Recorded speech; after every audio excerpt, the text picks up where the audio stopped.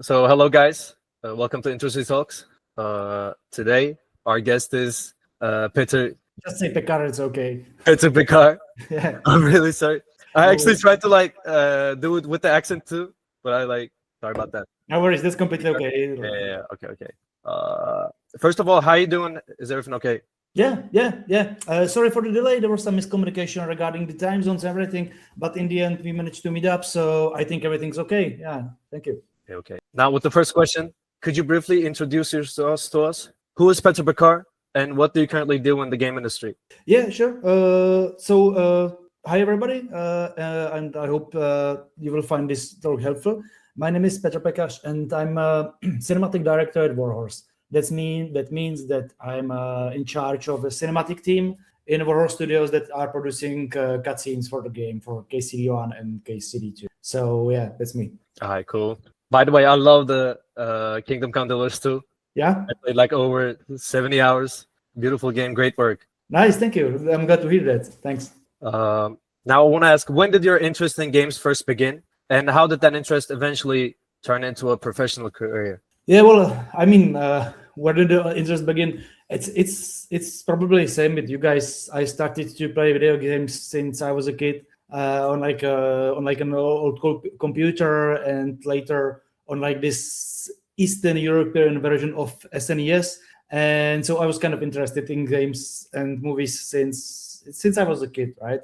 But the thing is that at some point. I never thought that I would be working in video games before. I was studying to be a filmmaker, so I was studying like to movie schools to get into the filmmaking business. But at some point, we were discussing with my friend that we were creating some movie for the school, and we were creating this like a fake application with like fake sounds and everything.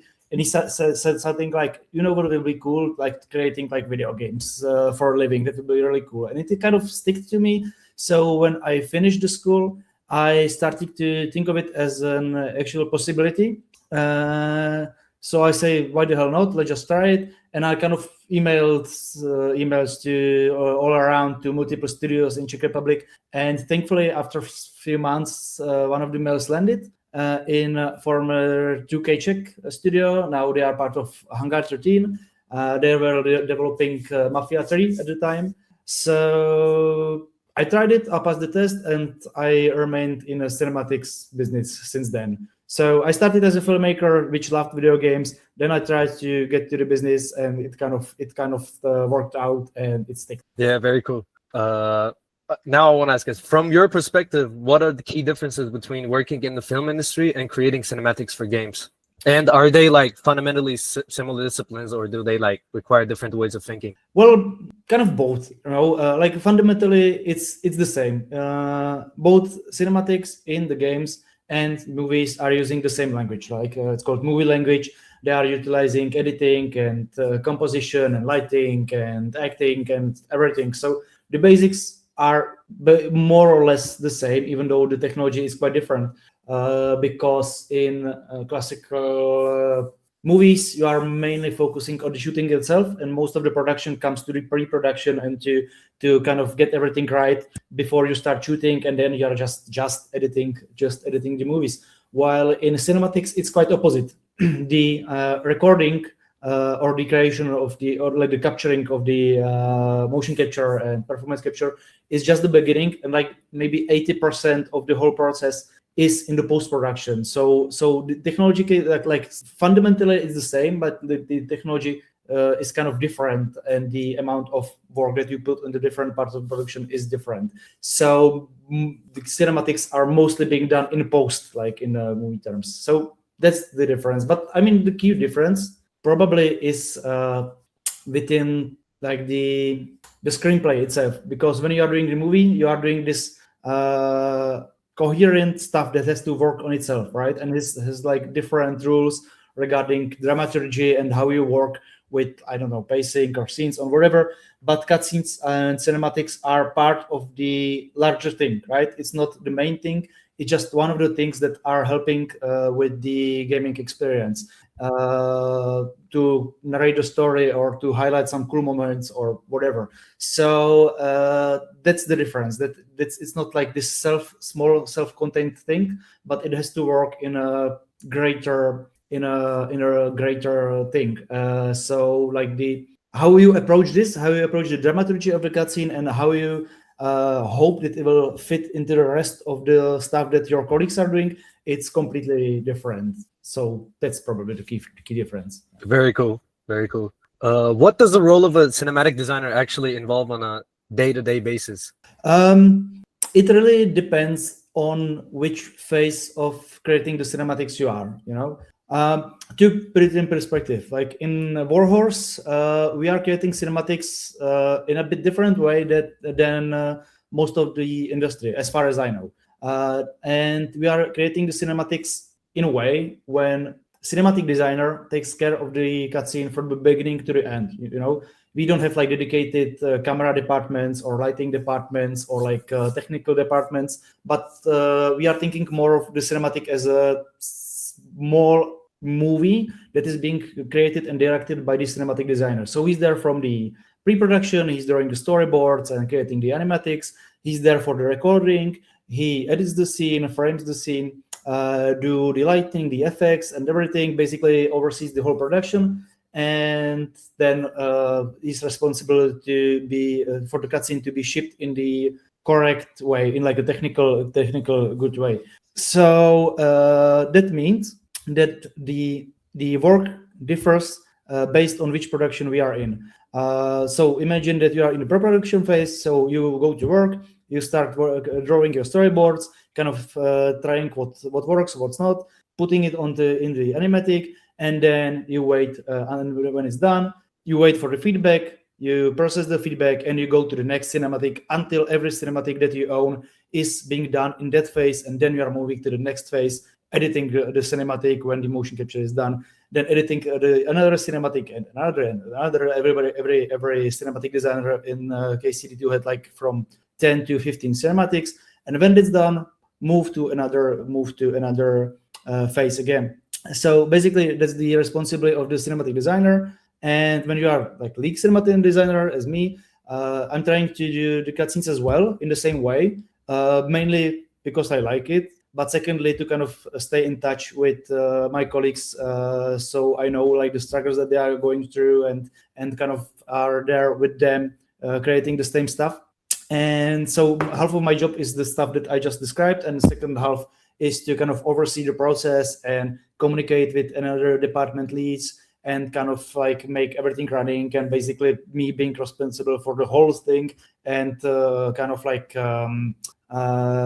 sharing the responsibilities with my colleagues, and like just overseeing the whole process. So like this, if that answered your question. Yeah, like speaking of like communication with different departments, like how does communication work between like different teams during cutscene production, such as like animation, sounds, narrative, and like programming?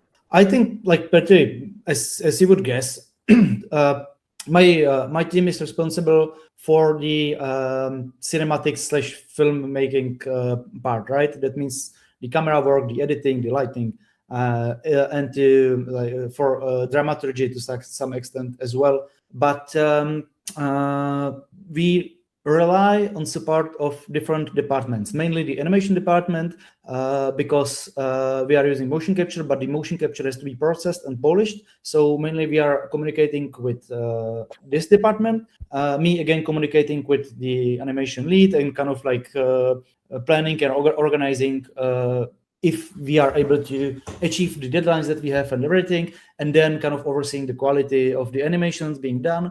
And the same applies for the sound department, because they are helping us with the sound effects and what we did like overall sound dramaturgy. So they are doing their stuff. We are again communicating everything and coordinating everything, and just kind of pushing it all in front of us so we meet the deadlines that we have.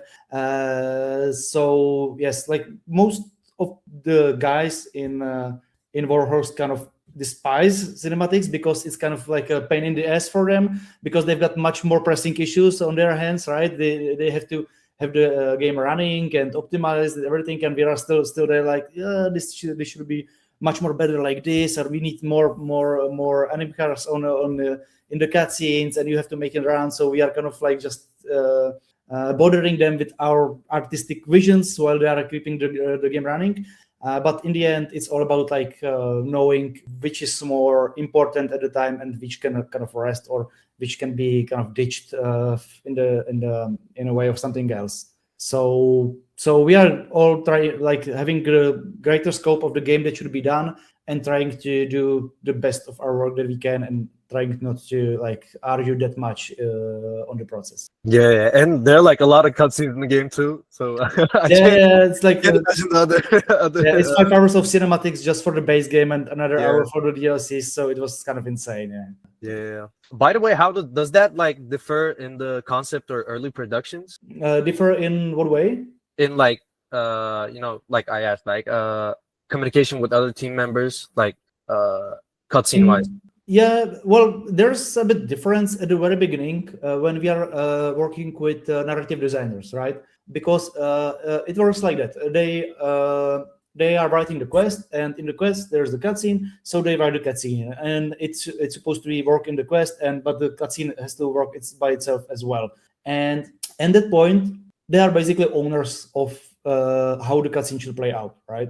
But we are kind of offering our suggestions what to do with the cutscene to make it shorter, more effective, or more cinematic, or whatever. So there is like really like intense creative discussions at the very beginning, because at one point both of us are kind of owning the product, right? So we are suggesting, for example, like changes in dialogue or changes of the location that the cutscene is happening, or something like that.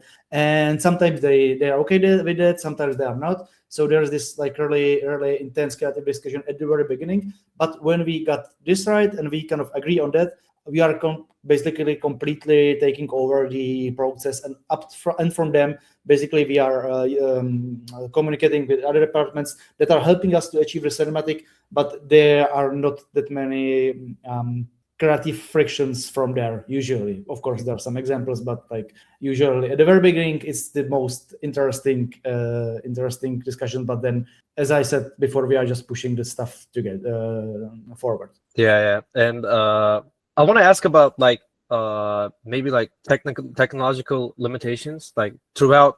Let's think about like you worked on Mafia 3, Kingdom Come Deliverance 1 and 2. Like as technology and budgets improved, especially when we worked on those games, how did that change your workflow, or did that change your workflow and creative? Yeah. Well, not that much actually. The main limitations are mostly the budget ones.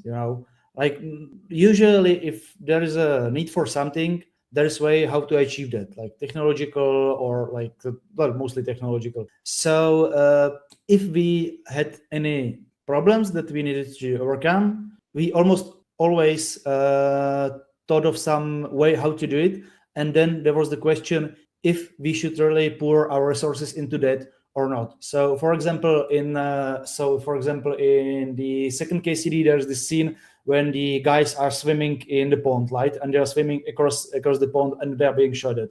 So that was kind of challenge on its own, because we don't have any like water simulation or nothing like that. And like motion capturing swimming is like this chapter on itself. So there were like multiple ways how to tackle this. We could like have some really cool and complicated particles to help us through it, and some water simulations as well, but it was just like 1 or 2 shots in the whole game, and it was not worth to pour that many resources like programming and particle artists resources on that. So we kind of faked our way around it, because it was the more effective way.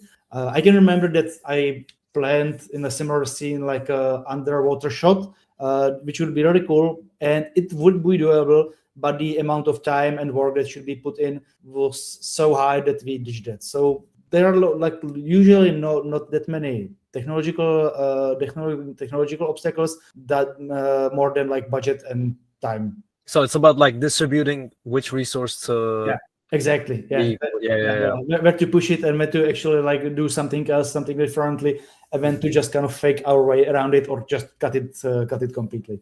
Yeah. Now I want to talk about a topic that actually like a lot of people actually is like very interested in, but I don't think like not they don't know a lot of like knowledge about it. I want to talk about like motion capture. Yeah. As you said before, it's the most, I think, like the most interesting part about the cinematics for me personally, because no spoilers, but Henry versus Ishwan Tak, that scene was really good. I want to talk about that right now.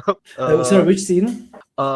Henry versus Ishwan Tak to get his Sure. sword. Incredible cinematography, honestly. I'm gonna geek out right now, but like even the weather, the water dripping from the roof, the characters' emotions, they're very, very well done, sir. Thank you. Thanks. Yeah. I got to hear it. There's like 2 cutscenes in this situation, and one of them was done by me, and second by my senior, and we really enjoyed it. Yeah. So thank you for yeah. While I was playing it, I was on the edge. Yeah. Because it's that moment that Henry actually wanted for a very, very long time. And you guys nailed that pretty well. I mean, like this is the culmination of the script as well, right? Because like this moment is being built up from the first game and through the half. Like, sorry for the spoilers for anybody that didn't play that, but like it will happen. So like, is the build up for the first game and the half of the second game, and the writing there is so good. So it kind of just writes itself, and the whole situation, like top of the tower and the middle of the storm and like rain and flashes of lightning, like it was great. Yeah, we got like plenty of things to play with there. Yeah. But like motion capture wise, it was like one of the simplest scene that we recorded. Like maybe actually. Yeah. Because it's just 2 people in the chamber, no massive army, no horses, no nothing. So like the only but the only difficult part there was the fall, and it was mainly like animation work and some stunt work at the very beginning. So So ask whatever you like about the motion capture. That's my favorite topic as well. Okay, so like, can you like briefly explain motion capture for people who may not know about it? Yeah, sure. Well, motion capture generally is the technology that allows you to capture the motion of the actors. Right? There are several technologies based on like video tracking or like gyroscopes, but we are using OptiTrack solution, which is one of the more expensive ones, but one of the, or maybe the most precise one, right? And we need that because we need really precise motions for the like small minimalistic actions that our actors are doing, right? We are not doing like any over-expressive stuff, but more like sensitive cinema stuff that is being used in like close-ups and whatever. So because of that, we are using OptiTrack, and OptiTrack basically means that you've got this suit on you, and the suit has this reflexive markers, balls on them, and they are placed on the body when your limbs are kind of like when your body is kind of like bending, around the joints and around the important part of the body. And there are infrared cameras all around, and basically the infrared camera is sending the ray, and the reflection of the ball is getting back to the camera. And thanks of the comparison of multiple cameras in the space, they can kind of like triangulate where the marker is, and because of that, they are able to reconstruct the movement of the character on the skeleton that they have. So that's in a short explanation, that's the principle of OptiTrack motion capture. And then we are using that's for the body, and we are using performance capture as well. And that's a bit different technology. That's literally camera that is shoved in front of your face, and it's looking at you and recording your expression, and then with some video tracking of the expressions, that it's then translated to the rig of the face, and then again reconstructed and polished by animators to achieve the emotions that the actor did. So we've got like lots of reference data that we can use, lots of animation data that we are using like in a rough state, and then we are kind of the animators are then achieving to kind of get the essence of the performance that they had. So that's the general the process that we had. Yeah, very cool. Considering your cinematic experience, how different is it to direct actors in live action shoot compared to a motion capture session? Well, first of all, you don't have to rely on weather or sun or anything when we are shooting a real movie, which is really nice. It's much less stressful to just shoot in the studio on your own terms. But regarding the direction of actors, when you are shooting movie, usually you are shooting one shot after another, right? So you are focusing all your effort to record the shot, place the actor, let him act in a close-up or wide shot or long shot or whatever. And when this is done, you move to the next shot, and then you are shooting 20, maybe 30 shots per day. While in cinematics, while in creating cutscenes, it's much closer to the theater because you are not restricted by the frames of the shot, and mostly we are playing most of the scene with the actors continuously. So we start from let's imagine the simplest scene, for example, the one with Ishwan. They've got 2 pages of script. They arrive from the scene, play the whole scene. They've got their instructions, and you are watching it basically in a similar way as you would watch the theater performance, right? Which is great because it's much more fluid and much more natural for them to play it in that way.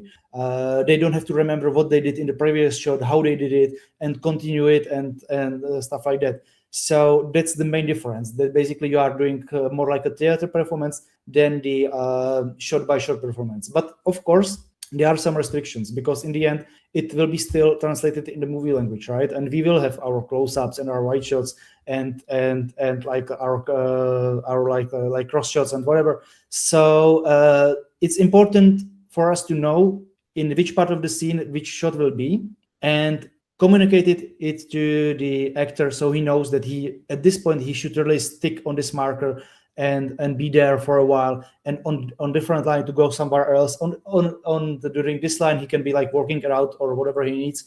So there are some restrictions as well. But if the performance kind of works, we usually kind of let them act and then kind of change the dramaturgy later around their performance. Most of the time, sometimes it's really important to have the chronology or the dramaturgy of the shots in a way that we intended, but sometimes it's much more free. It really depends. But so it's the combination. It's basically the theater direction with this restriction having in mind. And how do you communicate with the actors? Because like you said, it's a studio and everything that the actor does is virtual. And I saw a lot of footage from motion capture studios. A character is riding a car, but they're just holding a pipe. Yeah. And they pretend to ride a car. Yeah. How do you communicate that to actors when you're directing? Yeah. Well, thankfully, most of the actors has really big imagination, So sometimes it takes a while, but they really have to imagine quite a lot. So what we do specifically is first we show them the animatic, which in Warhorse is mainly storyboards being cut together in this a slideshow with a reference music and reference sound design. So we are showing the animatic, and in the animatic they can see how the scene plays out. It's in front of the castle. It's in the chamber. The chamber looks like this. It's in the middle of the night, or it's a broad day or whatever. So they can kind of soak the atmosphere from there and see the movie language as well. But we are trying to describe them how the scene will look like in the future, and placing some markers for them to remember, the tree is over there, the second character is over there, the window is over there, or whatever. So it's mostly about us clearly communicating how the scene will play out in the end, and prove and at least give them some things at least basic things to catch up so they can focus and imagine. For the newcomers, sometimes it takes a while before they get used to it. But after a few scenes, they are usually very imaginative and they get used to it much better than I would guess before I went to the business. So yeah, so like this, you have to hire the actors that has really strong imagination, Yeah. or at least fake that they have one. By the way, are there like specific filmmakers or like cinematographers who influence your work, Sorry, specific filmmakers that what? or cinematographers who influence your work? Well, I mean, of course, I grew up on 90s movies, so I grew up on movies from Spielberg and Cameron or Ridley Scott and filmmakers like that. So like generally, definitely 90s movies influence me quite a lot because they are really fun, really expressive, really on their own. They've got like this really cool style that I still like. So when Dan, our creative director, basically tell me that, well, he didn't tell it like that, but basically his message was that we are really doing this kind of expressive filmmaking that kind of like utilizes the lighting quite much.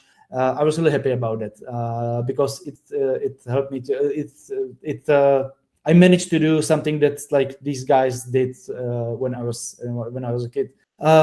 But this is like the source of like my filmmaking background. But sorry, just a sec. But generally, we kind of try to be our own.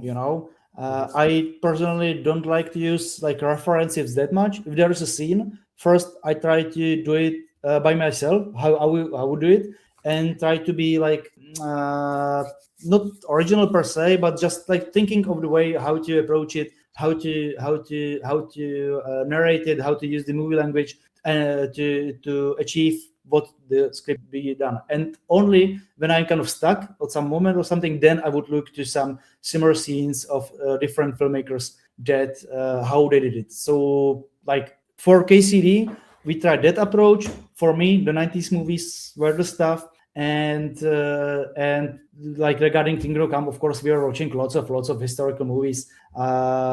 Like I really like the movie King from Netflix production, so this was like one of the inspirations for me as well. But I can't pinpoint just one name or one movie. It's like the general. I generally like to take everything that I know and kind of use it to the best way I am able at that moment. Yeah, and I actually like really agree on the expressiveness of the 90s movies. Yeah, they definitely feel different and like they feel good. It's very like expressive. All of the emotions and everything is raw. That's the thing that I didn't notice when I was a kid. But like the thing is that now, since you've got like really modern and really technological super cameras that are able to shoot in darkness or whatever, the movies look like that. But in the 90s and before that, the cameras were much less sensitive, so you needed the lighting to have the picture as you wanted, right? And it was something that created this kind of style, and I didn't notice it before I started working on that. And we were creating the same thing, but not out of the necessity, but because it just looks cool, so it just nice. Yeah.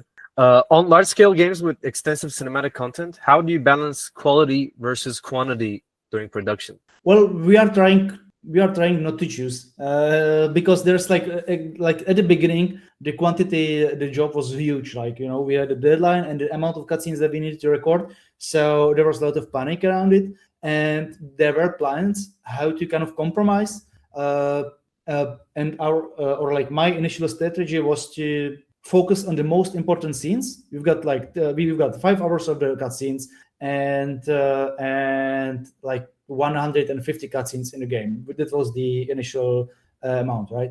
So I pinpointed the most important cutscenes and planned to focus mainly on them, and the rest, there are some steps that you have to do. You have to record it, and the cutscene has to be understandable. It has to be seen, so there has to be at least some basic lighting, and there has to be some editing and basic composition in place. You have to do it for everything, right? But then there is like several layers of polish. How well it is lit, how interestingly is it lit. There's like these details that are placing in the scene, on the ground, on the wall, like in the background or whatever, to make it feel like more interesting and layered. And you are stacking these kind of layers whenever you've got time, right? So at the beginning, we were focusing on the really important scenes, and my plan was to not to do that many layers of polish on the rest. But thankfully, thanks to some like delays that from the original plan, we got more time, and in the end, we were able to add the additional layers of polish to the rest of the scenes as well. So the compromise at the beginning was to focus on the most important, like from the narrative standpoint, or the most cool and most important cutscenes. And but in the end, we were able to focus basically or most of the cutscenes equally. So in the end, we didn't have to choose that much. Looking ahead, what excites you more? What excites you most about the future of cinematic storytelling in games? I mean, like regarding cinematics or cutscenes, there's like not that much to invent, right? Because it's basically cutscene is basically short animated movie within the game. Sometimes not animated, but mostly it is like short animated movie within the game. And it follows basically the trends that are being set in the movie making industry, right? At least for now. And the invention that can be done there is the same invention that can be done in movie making. But there's like two interesting things where this deviates. First is the thing how you approach the consistency with the game, right? Because as I said at the beginning, the cutscene is just part of the larger project, and it has to work within the boundaries of this project. So how do you approach this when you have reactive gameplay that reacts to your actions, and then you've got a cinematic that is quite linear, right? So how you kind of implement it, how you have fun with it, that's something that can be still really interesting. So for example, at Warhorse, because it's like RPG when you can have like multiple types of clothing and weapons or everything. So we really try to have fun with it. And in some cutscenes, for example, the cutscene change based on what fight style you choose, right?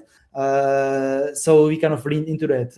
We really wanted, if somebody choose to have this super serious scene and choose to have like a jester costume into that, we didn't like forbid it. We just have fun with it, and like you player have fun as well. So the way how to approach this consistency is one thing that can be really interesting. How the cinematics reacts to your choices, not just like of your equipment, but like your choices in the story as well.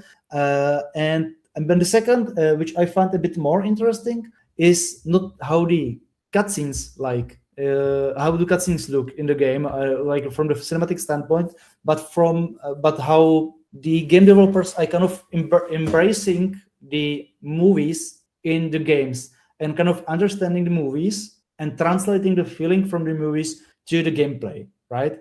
And I've got like 3 examples what I'm talking about. First two are the Aliens, the Aliens Dark Descent and the Alien Isolation. Both of them are great games, which has almost 0 cutscenes, but you can feel that they understood what the movies were about, and that translated this energy of the movies into the gameplay, into how the game plays, not just audiovisually, but like from the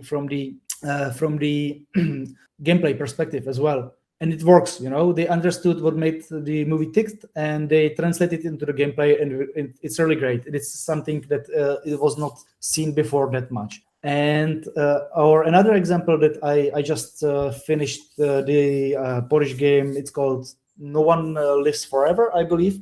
It's like a neo-noir / cyberpunk game. It's like really heavily narrative game, but still there are almost no cutscenes there, and the feeling like from this cyberpunk neo-noir is there, and it's like really strong because they understood what make these movies like Blade Runner or for these movies sticks again, and use it in the gameplay. And this is what I'm looking forward to, these two mediums kind of merging together, understanding what makes them think and using their own tools to creating something new, but still like using the knowledge of the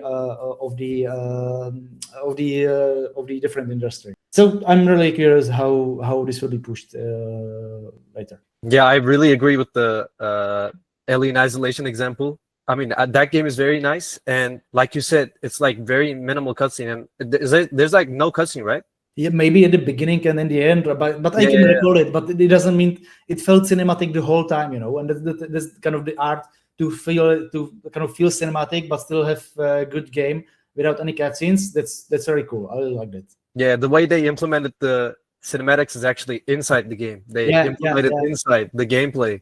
And still, and the fabricated situation and like the responsive music and the sound design and everything kind of like creates the scenes by itself, just thanks to the gameplay, thanks to the interactive elements they have. So yeah, I found it really cool. Yeah, very nice. And I actually like put it on equal terms with like when you think about Metal Gear Solid games, like very cutscene heavy games, and like very minimal cutscene game, like you said, No One Lives Forever or Alien Isolation. They're at the same cinematic value. Yeah. But one has actually no cutscene. One has so much cutscene, but they all serve a purpose.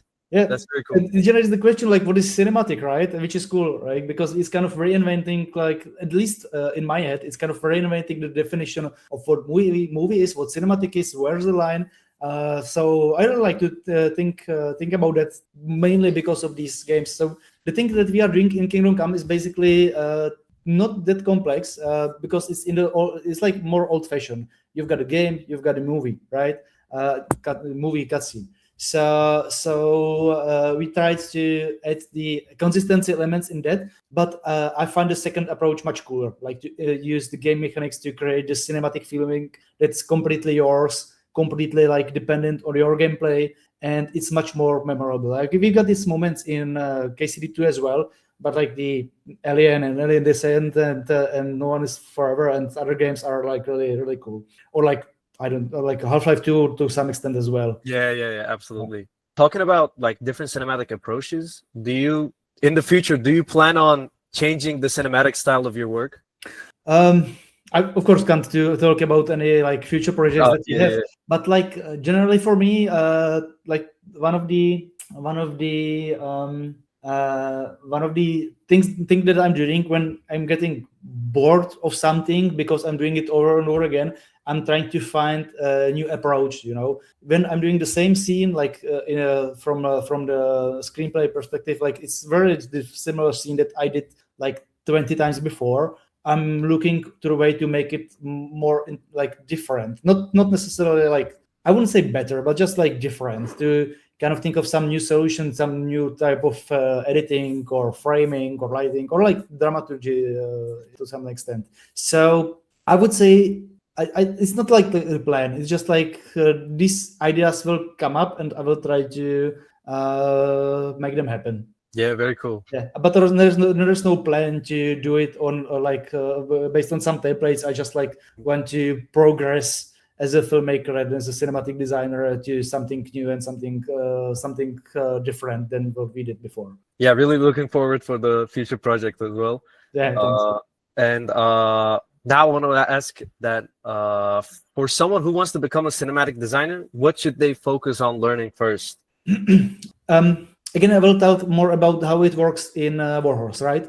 Because different companies and different studios can have a different approach. But as I said at the beginning, I used to be a filmmaker. I was studying, like at this point, I'm longer a game designer than a filmmaker. But I started as a filmmaker. And what worked for me was that even though I didn't know nothing about how the engine works, like how the game development works, I knew how the movie language works, like, you know, how the audiovisuals, how the editing, how the dramaturgy and narration works. And when I started to doing cutscenes, I was focused on how to actually deliver or how to tell the story of the cutscene.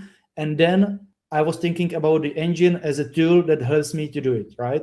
So, and I applied this to my colleagues as well. Whenever we are hiring new colleague, basically we are aiming to filmmakers that has at least some degree of technological knowledge, you know, or like technological knowledge. And so mainly we are looking for the filmmakers, and then we are teaching them how to work in the engine, because from my experience, it's much easier to teach somebody that knows what to say and how to say it with the technology than somebody that masters the technology but doesn't understand like the nuances of the movie language and of the storytelling.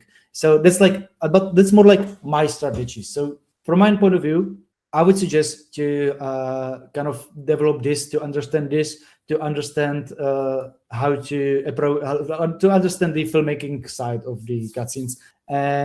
But like it's both. You have to, in the end, you have to learn in the engine, and you have to like learn as well. The best advice is to kind of consume movies and consume games and kind of look at them and analyze them and look what works and why, and try to do it for yourself, and try to kind of try and work through the struggle when something's not working and make it work. And it doesn't really depend on if you are a cinematic designer or animator or a programmer or whoever. Just kind of observe that you like and that you are good at, try to analyze it, try to work through it, try to just set yourself some goals and achieve them, and learn from your mistakes and proceed and do it again, but better, and then continue. Yeah. When you're like hiring new employees, or like new people that starting to do cinematic design, are there any skills that are absolutely essential and other skills that can be developed later when you're like hired? I think other than what I said, like regarding the understanding of movie language that is specified for cinematic designer, I think maybe the most important trait that person must have is ability of critical thinking and ability of receiving feedback, even though it's negative, and kind of receive this feedback and work with it. Just like because you can be whoever, but you will be doing mistakes, and even though when I'm receiving some negative feedback, I have to kind of digest it and think of it as something that helps the thing to move forward. So this ability of constructive discussion and critical thinking and ability to receive whatever feedback you get and work with that and understand it and understand why the feedback was given is really important. And that's something that is really hard to be taught when the older you get. So this is what I learned at the movie school, actually, and this is something that should be, from my perspective, in my opinion, that should be really cherished. And something to be learned later.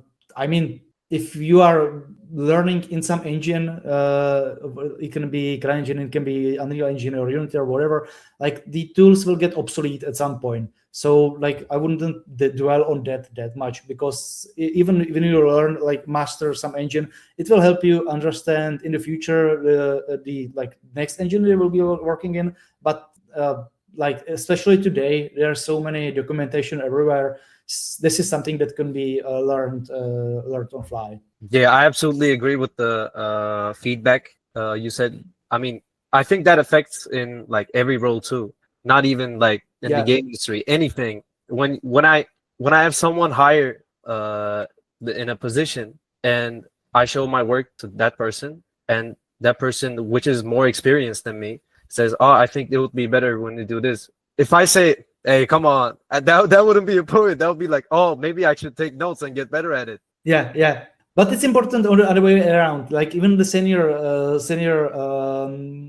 like employee, or like even like your superior should like be able to receive the feedback. If somebody tells him like it can work better like that or like that, he should at least think about it as an option.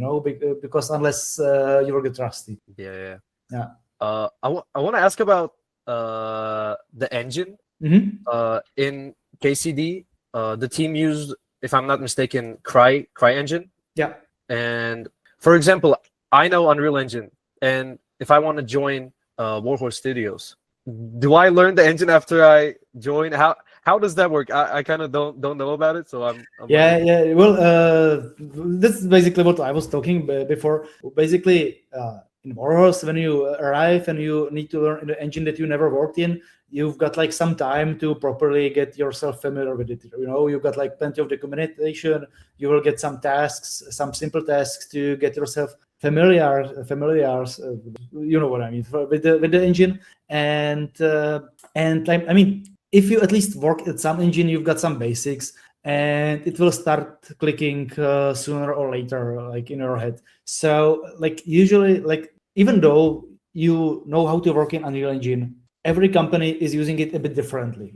Every pipeline is different in every company. So if you understand Unreal, great. But whenever you will get to any company, the pipelines will be a bit different. The order of process will be a bit different. The way of thinking about how to develop the game will be a bit different. So I believe in every studio there should be like this adaptation period when you learn how to do it and learn by doing the task that you are given. And it works in Warhorse as well. You will get to your company, you will have the CryEngine installed, and there is the documentation, there are a few tasks. Ask anything you need to know, and like try to do it first yourself, and then ask only if you really don't know how to continue. If I answered your question. Yeah. I think that's it with my questions. I think we can get other people's questions in chat. Would you like to moderate it to kind of just read the question, to choose whatever you like? Okay. I'm trying to find the chat right now. I can't. On me, it's right bottom corner. Oh, yeah. Okay. So Hortnak asked, how much does your work differ from the narrative designer group? Because the narrative designer team writes the story of the game, which incorporates cutscenes, but you said the cinematics team has complete control over the cutscenes. Does this mean you also pick up and carry the game story with your cutscenes, or does the narrative team write them for you to make in your own intuition? Yeah, the narrative team writes the cutscenes, right? That's like the first thing. They write the cutscenes, and they basically write what we should do, right? And basically, our responsibility is to make the cutscene happen, to make it look good, to make it work, to create it. Like in the end, there is the description of your work. This is the screenplay, and then you do you, and you've got like all the tools at your disposal. But basically, like you are fulfilling our creative vision of the cutscene, right? But in the same way, the thing that we are doing in Warhorse is because the guys that are writing the cutscenes are screenwriters or like game designers. They've got like deep knowledge of the narration of storytelling. But we as well, as a filmmakers, got it. Even though not that much, we still got it as well. And I would say that we understand the audiovisual storytelling a bit better. So at the very beginning, we are coming with the feedback that I was talking about, right? We are giving them suggestion how to process the cutscene, how to tell the cutscene in a bit different way. Like usually it looks like us crossing over some dialogue lines because it's too long and unnecessarily long. So we are doing like I would even say like something like a script doctoring, like or something like dramaturgist would do to a screenwriter. So the responsibility is on them to write what they want to tell, for us to realize it, to actually produce it. But we are trying to add to the process as well by challenging them with the script that they've written, with our suggestions. And there are like sometimes multiple arguments about it, and in the end we compromise, or like we do something that we believe is the best from both of the versions, and then we proceed. So the responsibility on them is to write it, our is to realize it, and at this point we are just trying to kind of like merge our skills together to get it done better. Okay. By the way, you can choose the questions as well. No. Just I will read it, but I will let it up to you if you don't mind. Okay, good. Because I was trying to find the chat, and no worries, but if you want, you can choose any question you want. I think we can go one after another. Just okay. As a return, yeah. Emichna Rakchai asked, I remember hearing Tom McKay mention that actors were only able to read the script 1 or 2 days before shooting. Was there a specific reason for this, or was it simply because the script was being finalized in parallel with the production? There are like two reasons for that. First, well, I'm not that sure how in advance were the scripts sent, because that was like being the communication with actors is being done by a production manager, right? That's got like the recording of the cutscenes on her responsibility.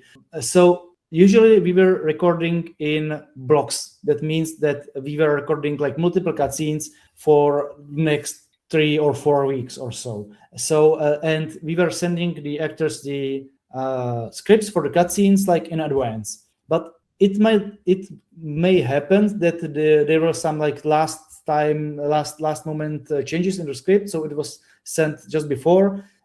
Sometimes it probably was sent in advance. Sometimes just to be honest, I don't know. But from my understanding was that the actors were reading the scripts not before, like day before, because it would get like messy in their heads, because there were like tons of cutscenes that to be recorded, and if they would study everything at once, they wouldn't remember anything. So most of the actors were remembering the scenes like the day before or like 2 days before. So it is probably the fact that because of that the production doesn't ever sending the scenes like that. So yeah, I think it's the combination of the things, of the fact that it's not possible to learn everything in one evening, and the situations when the script were being like developed just before the shooting, because there was like because the scripts are being written in Czech and they have to be translated, so there is latency in that as well.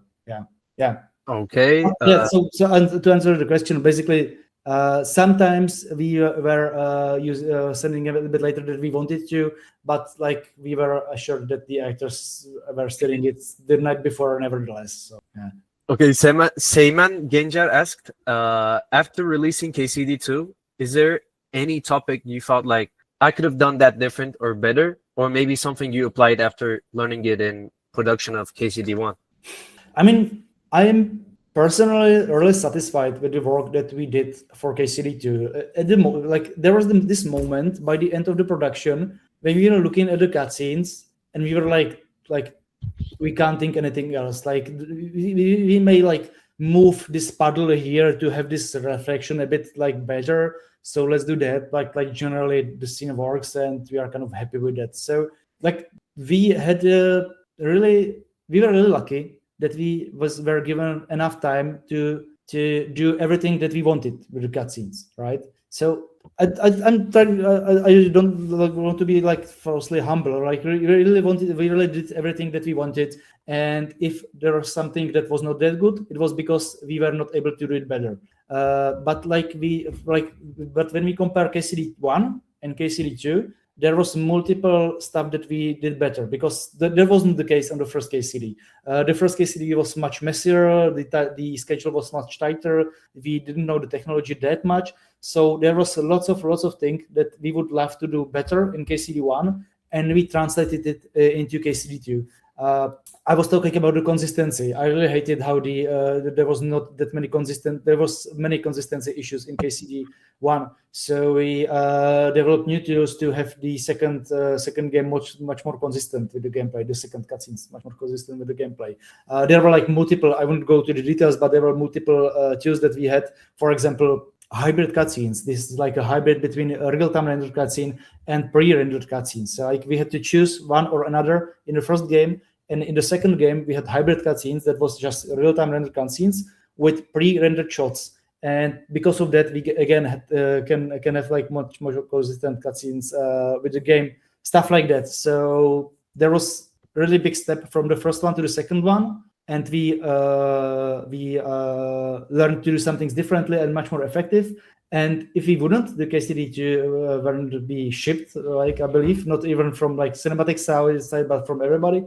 But in the second one, when we ended the production, I think we were just really, we did everything that we could, and yeah. It's actually very noticeable as well. Like Kingdom Come Deliverance 1's cutscenes. When you compare it to 2, I can see the consistency sometimes like getting lower or higher. Not like very quality wise, but like I don't know. It feels different though. I can't like put words for it, but like the thing is that the first game we were really getting like there were really large amount of junior designers. You know, me as well. Like I wasn't familiarized with the engine. Most of the colleagues weren't. So our main struggle was to make everything work. You know, And for the second one, we were using basically the same engine, just upgraded a few things, but we already know how to do it, so we can really focus on the quality this time, less on the technology. So that was the main thing. But another thing which is important as well, for the first game, there was like 4 or 5 cinematic designers for the whole game, and I knew that I don't want to like do it again to have that many cutscenes for one person. It was really tedious and really hard to achieve in the end. So we had 5 cinematic designers on one game and 12 cinematic designers for the second game, and it helped us as well that I was able to get that many designers and to distribute the work a bit more evenly and more like it was more bearable. So like it was again just about the budget, about the time, and about the seniority of the people that basically were in charge on senior positions. Turkish Turk asked, at which point do you decide on the music on a specific scene? For example, Jan Walters Record Dare plays at the very pivotal point, no spoilers in KCD2, and fits the scene perfectly. It's absolute cinema. Was the music specifically written for that scene later on, or did you have that track in mind when designing the scene? Yeah, I would say in every cutscene, like there may be 1 or 2 exceptions, but in every cutscene, the music is actually written by Jan Walta for that specific cutscene. You know, it's the movie music in the same way as it is used in the movies. We've got the scene first and the editing first, and then Jan goes to the scene and writes the scene specifically for the scene. So, for example, this one is specifically written for not just the scene, but the editing and the timing as well. The process works like this: we create a scene, first the animatic, which is the slideshow with the shots that we drawn or created from the engine, and to kind of prove that the scene works, we are placing some reference music here and there, not in every cutscene, but in there was definitely for this cutscene. So there is this reference music that kind of sets the tone, what we want, and sets the pace and the tempo for the scene. And we communicated with Honza, with Jan Walta, showing the scene. I say like, see, this is how the scene works. This is like the low points, high points. This is when the gradation is like the max. This is like the slower part of the scene. This is the emotions of the scene. The character feels like that. And we used this reference music, this placeholder music to kind of stress that. And he sees that, he understands that, and he writes his music based on these instructions, right? Sometimes using the reference, the placeholder music that was there to kind of like achieve similar sense, and sometimes ditch it completely and just do himself, but understanding why we choose the music and use his own music to communicate the same feelings and like the same pacing that we tried. So that's the process. But generally, every cutscene has its own unique track that was written separately for the cutscene and recorded by the orchestra for the cutscenes. That's very cool, and not even for like the specific whole cutscene, considering even the edits as well. Yeah, and the shots. Very, very cool. Very cool. Yeah. It's really the same way as it is being done in movies, you know, because it's like mainly the pacing and the story is being driven by first the script, then the editing and composition, and then the music kind of has to accommodate to it. It has to communicate the stuff that was created before by the screenwriter and by the editor and by the cameraman and director. So it's the same. With only exception when we've got like music videos when the editing is defined by the music. So for example, in KCD2, there's like this credits sequence, and that's the opposite way of thinking. Then we've got the music track first, and we are editing on the track, and then we are basically working around it. But that's an exception. Emre Arkçay asked, not about the speciality, but I would love to ask, can you tell us about how does Warhorse approach at hiring unexperienced people at and internships? It really depends on the team. I personally am okay with hiring unexperienced people fresh out of college, or having them as an interns. Actually, like 2 of my current colleagues were originally interns in my department, and I liked working with them. So we approached them after a while, and now they are basically like the crucial part of the team. So like me personally, I even like prefer it because the more junior people and inexperienced people are a bit more formative. It's easier for them to understand like your way of work and your way of thinking and understand the pipelines. But it really depends. Sometimes we really need some senior guys, so we are aiming for the seniors because we don't have the time to teach him or her like anything. We don't have that much time, so it really depends on the situation. But generally, I like to hire more junior people because of what I said.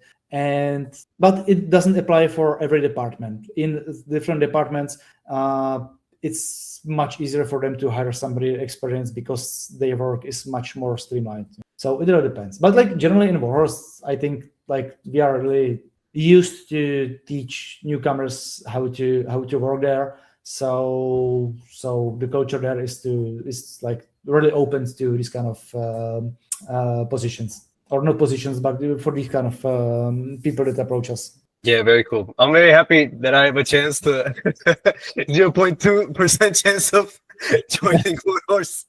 Yeah. Very cool. Unity Tercüme ask, in an open world game with a dynamic time of day, how do you handle lighting continuity in cinematics? Do you bake specific lighting scenarios for critical scenes and force the time of day? Or do you rely entirely on real-time exposure adaptation and cinematic fill lights? How do you ensure the cinematic look isn't broken when a scene triggers in an awkward lighting time? Yeah, that's interesting question. Like most of the cutscenes are having preset time of day and weather, just so we don't have to handle with dynamic lighting. It would be great to have every cutscene dynamic, but it's too much work. So mostly the lighting is, I wouldn't say pre-baked because it's still dynamic. We are still using this like how is it called, global illumination system in a CryEngine is called SWATI, and so it's not pre-baked, but it's basically preset, and we know the conditions that the cutscene starts. But it's not for every cutscene. There's like 10% of the cutscenes. Because of the design, there cannot be this conditions preset. There is dynamic time of day. You can go and play the cutscene in the night, in the day, in the noon, in different weathers. So basically, for this, we are creating the lighting setups as we are doing for the normal cutscene, but different lighting setups for different time of day. If it starts in the morning and the sun comes from this side, we are doing the setup that reacts on that. If it's on the noon, the sun comes from this side, different setups for different time of day, different setup for noon, different setup for evening or night. So it can be 5, even 6 setups, and that means 5 or 6 times of lighting works just for the one cutscene. This is why we hate doing this, because we are really manually lighting the scene 5 or 6 times. So yeah, this is how we approach this. We are basically just lighting the scene several times, and the lights have conditions where to be basically rendered. So this light is from this hour to this hour, etc., etc. Yeah, very very cool, very cool, and interesting question as well. I think that's it with the questions. Unity Moderator said, "Thanks for the answer. I'm curious about the synergy between your cinematic team and technical artists. How embedded are technical artists in your daily workflow? Do you have a strict handoff process where you block the scene and TAs take over for lighting and optimization? Or do TAs provide you with custom tools to manage those technical constraints yourself within the timeline? Basically, how do you balance the artistic vision with the engine's performance limits together?" Yeah, that's the funny thing. We don't have technical artists in this manner because we are doing the work ourselves. So basically, we are not handing over the cutscene to technical artists to do the optimization and to do and to kind of like polish the lighting so it runs smoothly, because we are doing that. The process is that like me and a few of my seniors are in touch with programmers and like mostly with programmers, and we are communicating with them like the limitations of the engine, the limitations of the game, how the shadows work, how the lots, the level of details works, how like the rendering works, and we are kind of trying to find a middle ground between the optimization, like to have it optimized and good looking in the same time. And when we like understand this process and we've got this like common ground with programmers, we are setting the standards for how the cutscene should be optimized, and saying and kind of like communicating this to our colleagues that are then optimizing their own cutscenes, so they know where like when use like higher resolution shadows or like shadows with like high update rate, which kind of like load values should they use for which amount of characters. And it's quite a lot of trial and error. That means that they are setting the scene that should be optimized, but it looks like shit, so they are like boosting the settings more, but then some lights will start flickering, so they have to like tone it down again. And by like checking the scene in different computers and in different consoles on Xbox and PlayStation, on whenever they are reacting on that.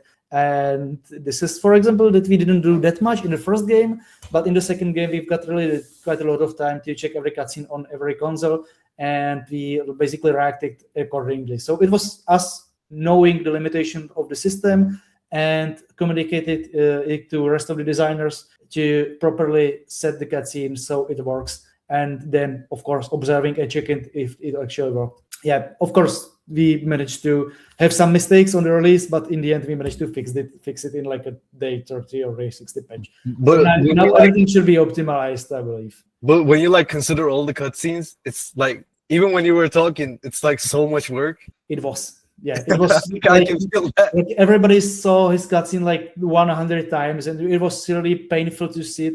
And it was even more painful because at one point you are really you don't want to see the cutscene anymore, because you are really confident like there is nothing wrong, and you are watching the scene for the 999 times, and you are like, why am I doing this? There cannot be any mistake, as I checked it multiple times, but then in one shot there's another mistake that you missed and you have to fix it. So even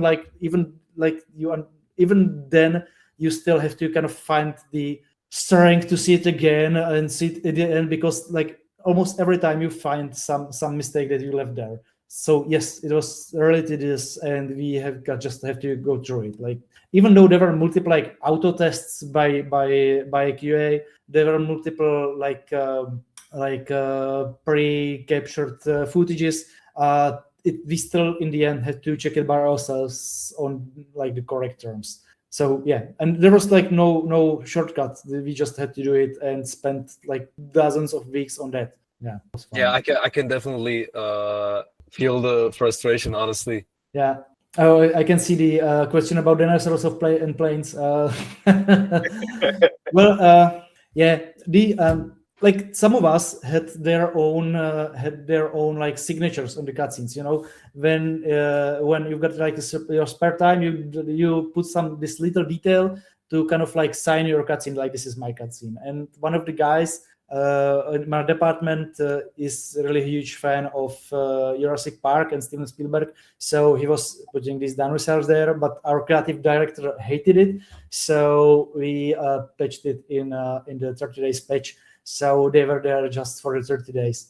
But it was this kind of signature that he had, and the plane is my not signature but my Easter egg. Like at some point the shot that I had in the cutscene really reminded me the same shot in Troy, when this kind of stuff, it actually is not in the movie, it's like a hoax, but like it reminded me of that, and I said it will be fun to put it there, so I just put it in there and wait if somebody will notice. Nobody noticed, so I'll just left it there. And there was like dozens and dozens these small like Easter eggs that we put there, and it all came out like organically, you know, like you have an idea, you put it there, you consult it. If it's not so crazy, we just left it there for people to find out, and like most of them were found out and some of them still weren't, so you have to check closely for the ones that weren't found out yet. But generally it was like nobody's idea. It was like just like an organic creative process, you know, just like having a fun idea, just put it there, and if it sticks, just leave it there. Yeah, very cool. If it's okay with you, I'm gonna ask the last question. Yeah. We're gonna slowly wrap up. So Emir Koca Aslan asked, the Mysterious Ways mission from the first game, Father Godwin's epic mission, is surely one of the most memorable and interesting missions for many who have played the game. I think we definitely need to give a credit to the writers and cinematics designers for the impact on the question. My question is, how does the process work, especially in such chaotic compositions where the plot needs to be told quickly? I know that the boards and layouts are prepared first, but are there situations where the process changes? Could you detail the cutscene production in Warhorse a bit? I mean, generally, this kind of quest is the genius of Dan, our creative director, right? Because basically, he wanted to have this sequence of drinking cutscenes and drinking gameplays and this like bizarre night out sequence within the game. And it was just like great writing that we kind of understood and were immediately on board with them and wanted to do it in the way that he intended. So this is why it's such a fun, because we had a fun thinking about it. Like he had fun writing it, and we had fun like making it happen. And like regarding the cutscenes, there are multiple ones, and some of them are quite different. But the process is the same still. You know, we got the script, we understood like where the script is placed within the quest and what is its role, like what happens before, what happens after. And based on this knowledge and based of like our feeling how the cutscenes should play out within the sequence, we again created the storyboards for that and recorded the cutscene and then edited it and in the same way as before. Like regarding the changes, like it really depends. Sometimes the cutscene, it really depends. Sometimes there are no changes necessary. Like you think of it as in a way, you prepare it in some way, and it works. So there is no need to changes. Sometimes you like prepare some cutscene, it works in your head, but then it's acted and like the editing and the framing that you choose for that doesn't work. So you have to change it because it's cringe or it's boring or it's like less understandable than you thought. So then you kind of react, and this is when the feedback comes handy. You know, your colleagues, your cinematics say like, I know what you intended, but it just doesn't work. It's too messy. It's too boring. It's weird. It doesn't come away in the way that you thought. So then you implement the feedback and do it a bit differently, because like your first audience like said to you like it doesn't work as you intended. And sometimes like it's in a way that we intend it in some way, but somebody, for example, on the set do something completely different and it's really cool. So we keep it that way. Or the cinematic designer edits it in a completely different way than you agreed at the beginning, but it just works better and you like it, so you proceed. So it's like again this loop of feedbacks and reacting to that and kind of just pushing it and making it better on the way. Yeah, that's very cool, man. And that was the last question. Petr, thank you so much for joining. Thank you. Honestly, it was a pleasure. Huge honor to talk with you. Like I said, one of the best games I've ever played, I think, like in 2025, honestly. Kingdom Deliverance 2, such a banger. Love the game. I can't wait for your future works. Thank you so much for joining us in Industry Talks. Thank you. Thanks for your attention, and I hope you like it. And like best of luck in your professions. Thank you so much. Thank you. See ya. Have a great evening. Bye bye. Bye bye.